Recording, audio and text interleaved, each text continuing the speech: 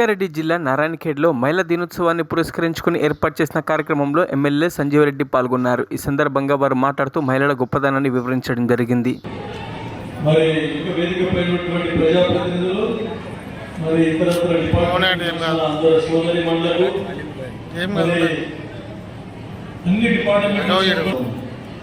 ముఖ్యంగా ఒక మార్పు తీసుకురావాలనే ఉద్దేశంతో నేను ఎన్నికైన తర్వాత ఇది మొట్టమొదటి మహిళా దినోత్సవం.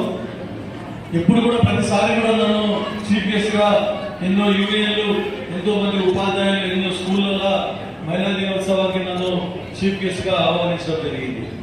అయినా కూడా నేను అందరూ ముఖ్యంగా మా దేవి సింగ్ గారు, గుండు లక్ష్మణ్ గారు, నుంచి అందరూ ఒకే ప్రోగ్రామ్, కామన్ ప్రోగ్రామ్ పెట్టుకుందాము అని చెప్పడంతోనే నేను ఓకే అని చెప్పేసి అంగీకరించి ఈరోజు ఈ కార్యక్రమాన్ని మనం మొట్టమొదటిసారిగా నారాయణఖేడ్లో చేపట్టడం జరుగుతుంది.